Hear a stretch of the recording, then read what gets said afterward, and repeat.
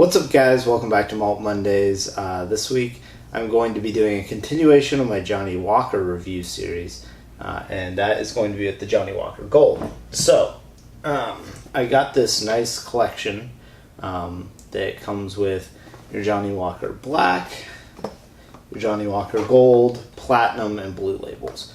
And this is perfect for me because I'm somebody who likes to try a lot of whiskeys, and they don't upcharge for this. So if you work out, each of these is a 200 milliliter bottle, so if you work out whatever fraction that is of 750, which is your standard size bottle, so a little less than a third, and you work out the price, the average retail price of each of these bottles, paying $100 for this kit actually works out to within like $2 or $3 of exactly what it would be if you bought each of the bottles individually, and we're paying just, for the fraction of those bottles. So that's kind of cool that they do that, because a lot of times with the miniatures, you're paying a lot more for the whiskey simply because it costs more to produce. When you're bottling in smaller bottles, there's a lot more cost involved. It's less beneficial to the manufacturer. So today we're going to be looking at the gold label, and on the box here there's a little description of each. And this one says, Johnnie Walker Gold Label Reserve is an indulgent, luxurious, multi-layered blend with a smooth balance of sweet fruits, creaminess that evolves into deep honey tones for finishing with lingering waves of wood, fruit, light, sweet, West Coast smoke. So, yeah, I mean, I would say that their description of the black label is pretty spot on, with hints of vanilla. Although they said it was smooth and warming texture, I would say it was a little bit rough. But that's neither here nor there. So we've got the gold label, and I will tell you, it's kind of cool. I don't know if which of these have corks in terms of the full-size bottles. I think the Platinum label does, and I think the Blue label have corks, like on the big bottles. But I think on these miniatures, they're all screw top except for the Blue label. I think the Blue still has a cork, which is nice, but we'll find that out when we get there. So this is 40% ABV still, and that's a little low, simply because the gold label normally retails for about $80, 80 to 90.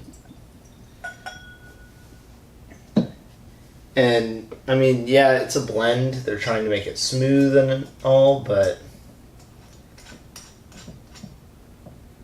at the end of the day, 43% doesn't really cost them that much more. I mean, it's less than a 10% increase in cost, and this is a blended whiskey anyway, so their cost is already lower than a single malt would be, and they're putting less whiskey in the bottle than many of their competitors' single malts are, along with it not having an age statement. So most $60 to $90 single malts are about 15 years old.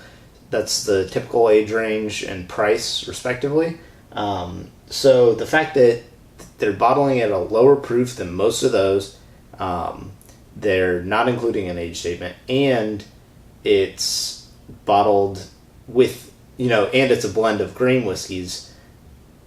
It's kind of, I'm a little put off already, but who knows? It may be absolutely delicious. So let's see.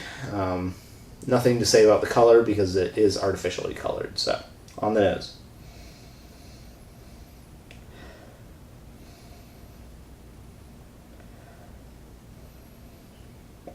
So this reminds me a lot of the black label, actually, but more refined. So there's definitely smoke. There's definitely some peat coming in here.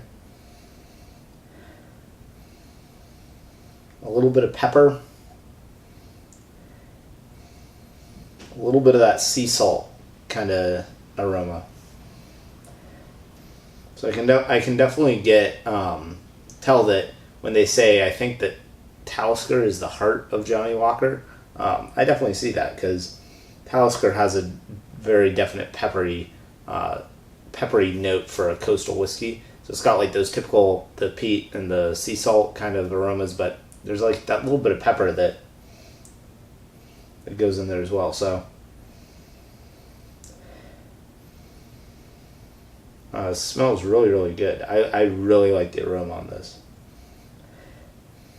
Now it's lost a lot of the fruit that I think was present on the 12, and the sherry is very much more subdued.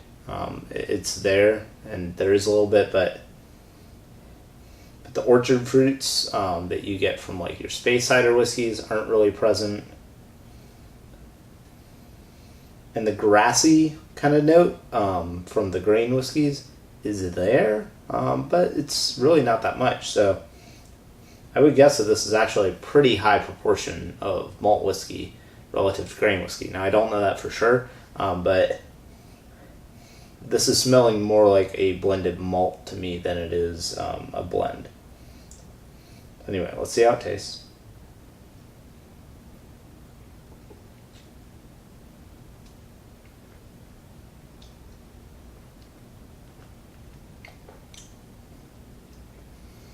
Again, I'm really disappointed just by the thinness. However, it has a really lovely round flavor. You get that smoke up front with more of the sherry actually, and then it becomes pretty woody and vanilla on the finish with lingering pepper. So it's actually, for 40% ABV, it's actually got quite a long finish. You know, I wasn't really expecting the finish to be quite so long on this, which I think is very important because the Johnnie Walker 12 Black Label, at least from my perspective, pretty much as soon as I swallowed that, the flavor was gone. It was... I don't even know how they accomplished that, to be honest, because it didn't taste like it had no flavor, but the finish was just very, very short. And this, I've still got a nice little bit of that wood smoke, or not wood smoke, the woodiness and the smoke left over in my mouth. So I'm going to try this one again.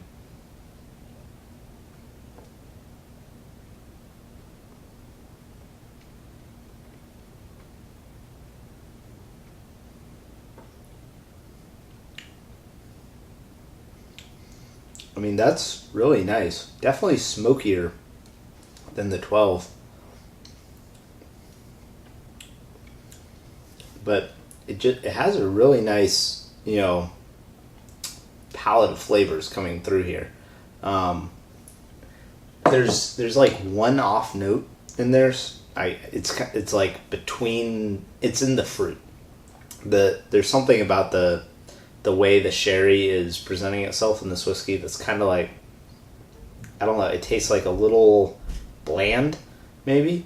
And I don't know if that's just me not seeing the harmony between the peat and the sherry, because there are certainly whiskeys that I've found where the herbaceousness of the peat really doesn't complement the sherry well. But I don't know if that's it. It almost kind of reminds me of like Knapog Castle, their Twinwood 16-year-old that I reviewed, where the sherry is just kind of like dull. It's almost like it's been used too many times, or it wasn't high quality sherry casks or something. It's kind of got this bland sherry flavor. But that being said, everything else here is really, really good. So, man, I think that this is hard because I like this whiskey quite a bit. You know, I would definitely be happy to have a bottle of this. I don't know if I would be happy to buy a bottle though. So, because at like $80 or $90, you're putting this against Highland Park 15-year-old, Highland Park Dark Origins, Ardbeg Ugadal, And all of those are like 46% ABV whiskeys that are single malts that, just have a punch way higher than this whiskey does. So, I don't know. I really think this should be at like $65 because it's just really, really solid.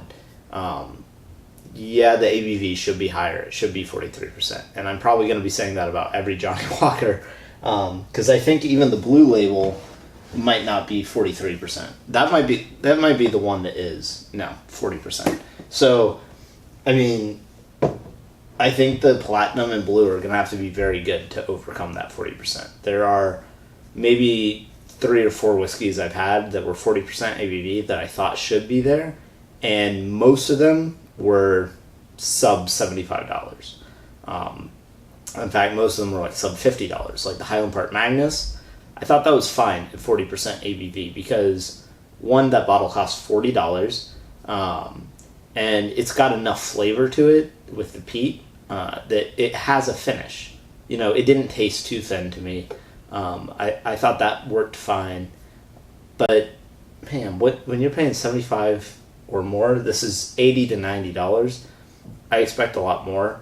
Like if you're not going to give us an age statement, because the gold label used to have an 18-year age statement on it, and they took that away when they introduced the platinum. So this was supposed to be a step down from that. So I can't imagine this is 18 years old.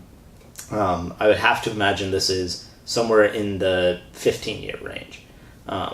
But if you're not going to put an age statement on it, give us something because the flavor is there. I like the flavor a lot. It's just missing something. It doesn't have really any character to it. It's just like the flavor's right, but there's not that much of the flavor. So I think I'm going to give this a B-. So whereas I think the Johnnie Walker 12 or the black label is actually pretty decent value, you can usually find it for $30, $35 at the high end, but a lot of times you get deals on it. I think this is definitely much better whiskey. I think this is good whiskey. I just don't think it's that good of value compared to like literally any of the competition that's out there. I don't see ever buying a bottle of this simply because it's too expensive. So thank you guys for watching. Make sure you come back next week to check out my review of Johnnie Walker Platinum label. You can follow me on Instagram and Twitter as well. I post there pretty frequently for just pictures of what I'm drinking, reviews of stuff when I'm out at like bars, whatever, that kind of thing. I'm trying to get a little more active on there. I'm definitely more active on Instagram, but I'm starting to get active on Twitter as well. So follow me there at Malt Mondays, and as always, come back next week. Cheers.